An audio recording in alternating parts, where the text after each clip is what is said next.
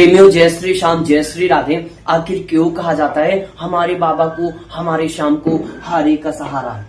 आज इसी बात का जवाब देने वाले हैं दोस्तों। वीडियो को लाइक कर देना, चैनल को सब्सक्राइब कर देना। चलिए वीडियो शुरू करते हैं। दोस्तों, हमारे बाबा को हारे का सहारा क्यों कहा जाता है?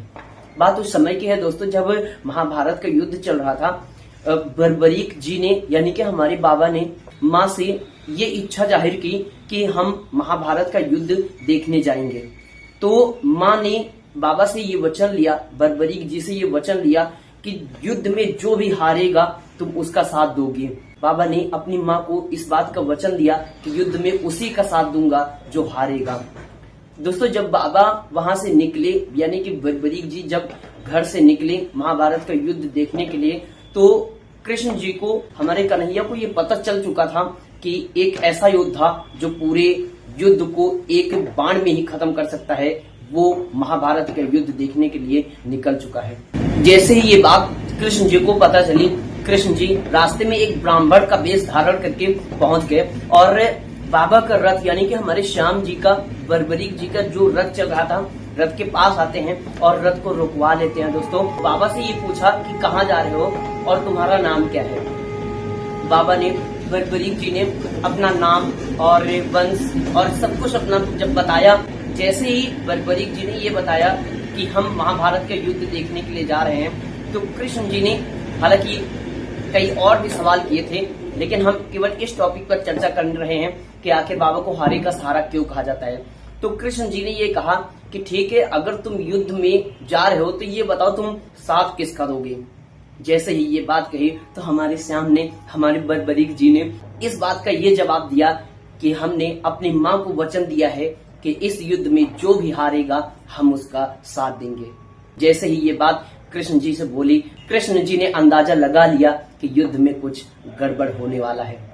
तो कृष्ण जी ने सवाल किया, तुम्हें ये नहीं पता कि महाभारत में कर्ण और युधिष्ठिर जैसे इतने बड़े योद्धाओं से तुम कैसे जीत जाओगे, कैसे युद्ध करोगे? क्योंकि महाभारत के युद्ध में एक से एक योद्धा वहां पर मौजूद हैं। कैसे युद्ध करोगे? तुम्हारे पास तो केवल 3 बाण हैं। जैसे ही ये बात बोली, हमारे बर्बरीक ने, हमारे श्याम ने कान्हा को ये जवाब दिया कि मेरे पास जो 3 बाण हैं, यही 3 बाण दुश्मनों का काल बनेंगे। मेरे 3 बाण ही पूरे युद्ध का खात्मा कर सकते हैं। कृष्ण जी को अंदर से पता था कि वाकई में बर्बरीक जो 3 बाण लेकर चल रहा है, वो वास्तव में पूरे युद्ध का खात्मा कर सकता है। इसीलिए तो वो परीक्षा लेने आए थे। कृष्ण जी ने कहा कि बर्बरीक, ये जो तुम बातें कर रहे हो, ये कहीं न कहीं अहंकार को दर्शाता है, ये घमंड को दर्शाता है। आपके अंदर कहीं न कहीं अहंकार है। अगर ये सत्य है, जो तुम कह रहे हो वो सत्य है, तो ये जो पीपल का वृक्ष खड़ा हुआ है, तुम अपने बाण से इस पीपल में जितने भी पत्ते लगे हुए हैं, एक बार में भेद कर दिखाओ।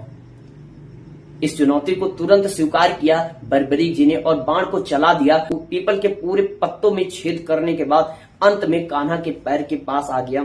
कृष्ण जी ने कहा कि बर्बरीक, मैंने तो तुमसे केवल इतना कहा था कि पीपल के पत्तों को भेदना है, ये बाण मेरे पैर के नीचे क्या कर रहा है?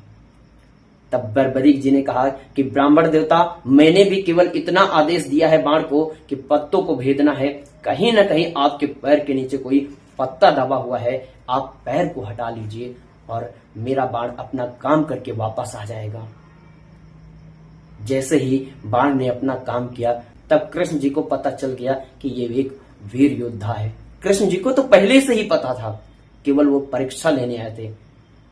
कृष्ण जी ने कहा कि हे बर्बरीक, मैंने सुना है कि जो वीर होते हैं वो बड़े दानी भी होते हैं।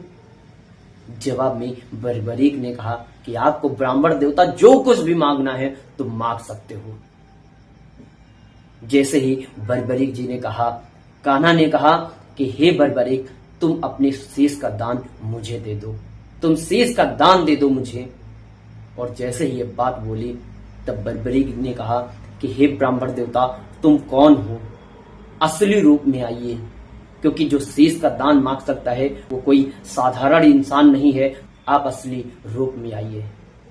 और जैसे ही ये बात बोली, तब वो कृष्ण कन्हैया अपने असली रूप में आता है। और जैसे ही कृष्ण कन्हैया ने अपना असली रूप दिखाया, हमारे बर्बरीक ने, हमारे बाबा ने तुरंत अपने शीश को काट कर कान्हा के चरणों में रख दिया।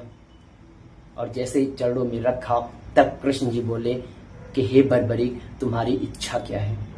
तो अपनी सारी इच्छाओं के बताने के बाद अंत में कृष्ण जी ने कहा कि हे बर्बरीक, तुमने अपनी मां को वचन दिया था कि जो भी हारेगा तुम उसका साथ दोगे।